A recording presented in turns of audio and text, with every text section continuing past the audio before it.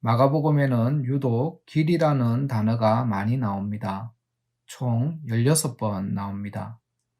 예수님은 자신이 장차 죽임당할 중차대한 사건을 예루살렘 성전이나 유대인의 회당에서 말씀하시지 않으시고 모두 길에서 하셨습니다.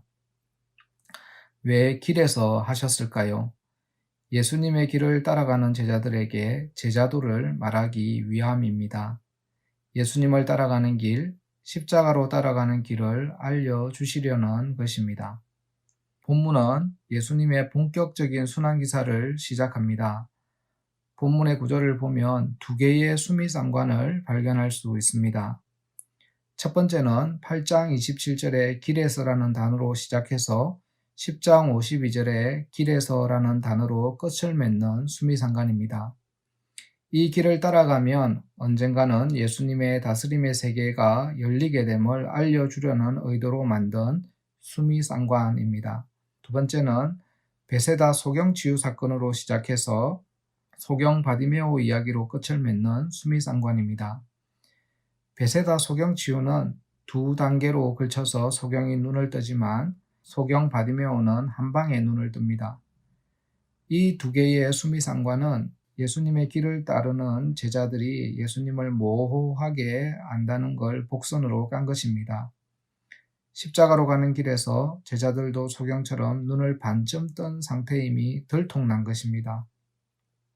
따라서 이 길 섹션 구조는 예수님을 따라가게 되면 보지 못하면서 보게 됨, 부분적 이해에서 완전한 이해, 영적 무지에서 영적 깨달음을 얻게 된다는 걸 말합니다.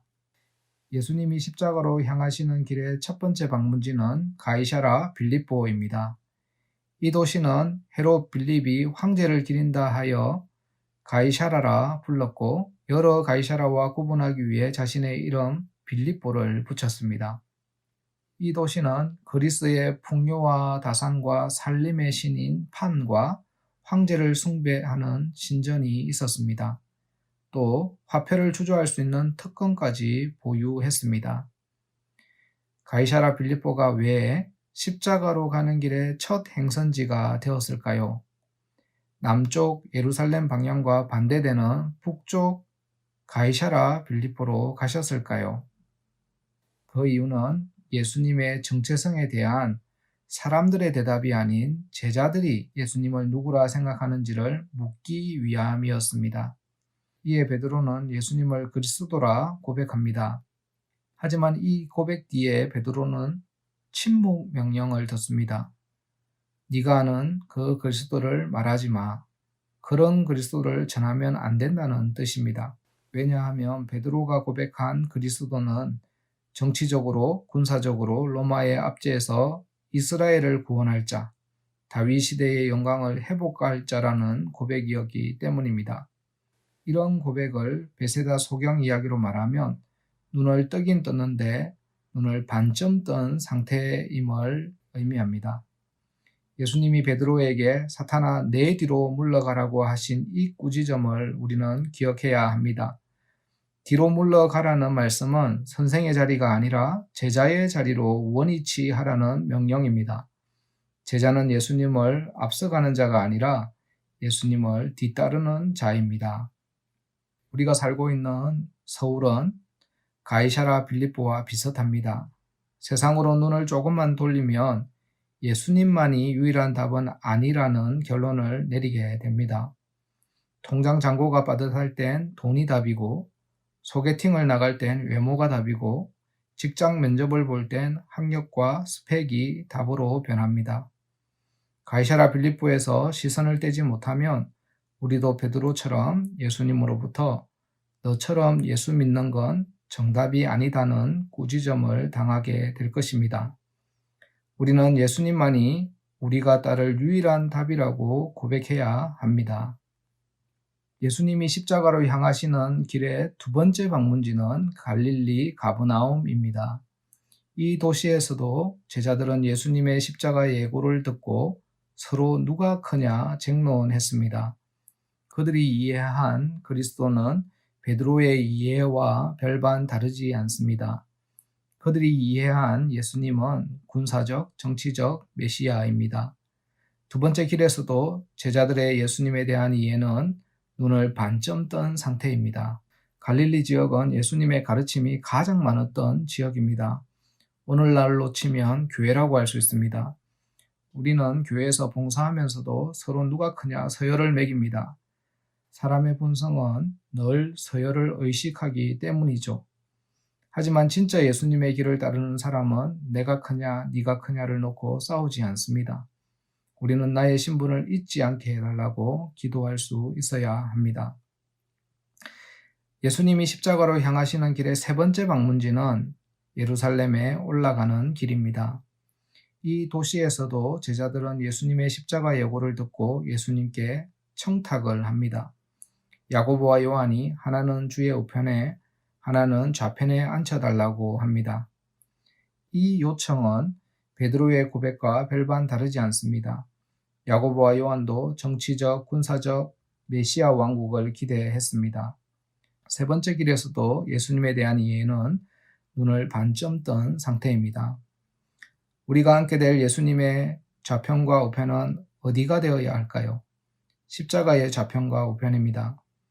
제자는 조롱과 멸시를 당하는 자리를 마다하지 않습니다. 제자는 섬김받음으로 얻는 기쁨이 아닌 섬기면서 얻는 기쁨을 즐거워합니다. 이런 눈을 반쯤 뜬 제자도는 여리고로 가는 길에서 끝이 납니다. 예수님은 여리고를 지나가는 길에서 바디메오를 만납니다. 바디메오는 사람들이 꾸짖어 잠잠하라고 했음에도 불구하고 예수님을 향해 외쳤습니다. 다윗의 자손 예수여, 나를 불쌍히 여기소서.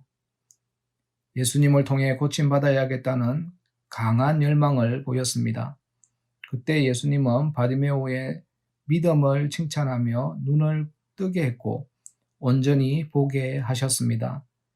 그랬더니 바디메오가 길에서 예수님을 따랐습니다. 바디메오는 제자가 아니지만 참된 제자도를 보여주었습니다.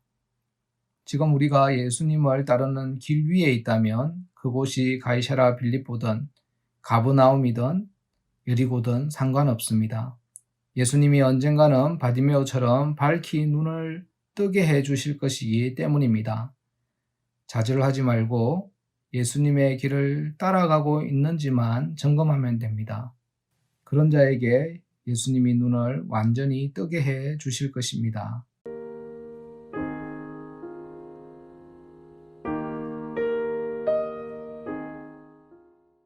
함께 기도할 기도 제목입니다. 예수 믿으면 복 받는다, 부자 된다, 일이 잘 풀린다, 자녀들이 잘 된다. 물론 틀린 말은 아닙니다. 그러나 정답도 아닙니다. 이런 신앙 수준은 베세다 소경처럼 눈을 반쯤 뜬 상태라고 할 수 있습니다. 나의 눈을 세상의 화려함에 고정해놓고 예수님을 나의 번영의 수단으로 삼지 않게 하소서. 함께 기도하겠습니다.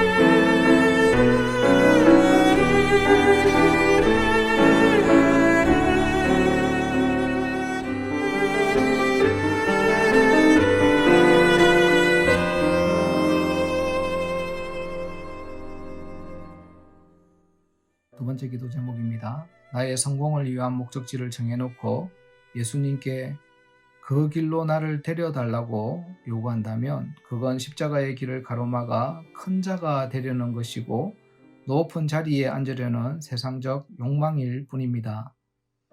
자기를 부인하며 자기 십자가를 지고 예수님을 뒤따르는 참된 제자가 되게 하소서. 순종과 헌신의 길, 낮아짐과 섬김과 종이 되는 길을 가게 하소서. 기도하겠습니다.